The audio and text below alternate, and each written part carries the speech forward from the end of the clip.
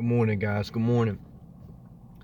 I'm just sitting here. I feel so good. I feel at home. I feel great to be in Florida. This environment just speaks to my soul, and I'm very thankful. I appreciate all the kind and encouraging comments. They've been a blessing to me. So, thank you. This morning, what I want to share is kind of a follow up to last night's live feed, a sustainable lifestyle. I wanted to make this video because last night's live feed, I was a little tired. I didn't get to articulate it the way I would fully want to. But a sustainable lifestyle is knowing your habits, being conscious of your habits, and building and refining your habits in a way where you can sustain a certain way of being. Your habits are, what time do you wake up on average? I don't think people should wake up past 7 a.m. unless they have a night shift or whatever. What's the first thing you eat for breakfast? I don't think, you should have eggs, sausage, bacon. I did all that for years, and it's not good. I think you should have a plant-based diet. A banana, a couple health bars, something like that. That's what I do.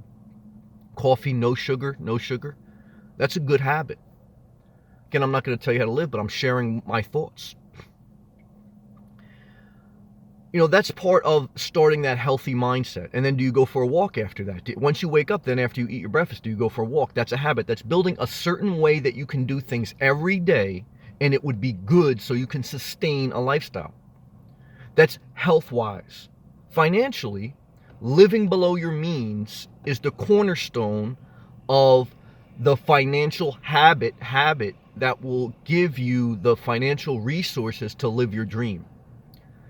Living below your means means having income, having a reliable income, whether it's through working, which most people, including me, that's what they'll do, through investments, I'll try to do that, through having your own job, whatever, having your own business, whatever.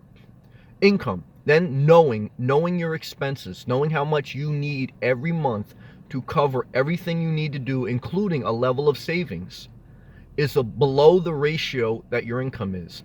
So you're living below your means so that you can sustain financially a lifestyle, a way of being long term. Because when you're not living below your means, when you're living at or above, eventually you can't sustain that. Because one thing goes wrong in life and life stuff happens, then the whole thing collapses. So living below your means is part of that sustainable, good lifestyle. And the final thing is a spiritual aspect of life. Spirituality, faith, has played a huge part in my life based on the belief in God and the belief in Jesus Christ, mainly Christian principles. I was brought up in the Catholic Church, and then I seeked out different churches because I wanted to know the Bible and God for myself. I went to a non-denominational church, and what I found is all churches have good and bad. All faiths can have some good and bad. I don't know every faith exactly, but I've gotten to know a lot throughout the course of my journey. My belief system is based on loving God first. How do you love God? By knowing yourself better, because God lives inside you. So when you seek, you find. When you seek God, when you seek yourself, because that's what happens when you seek God, you come to know yourself better. And when you know yourself better, you'll take care of yourself better. And you'll correct the things that need correcting. And treating others the right way.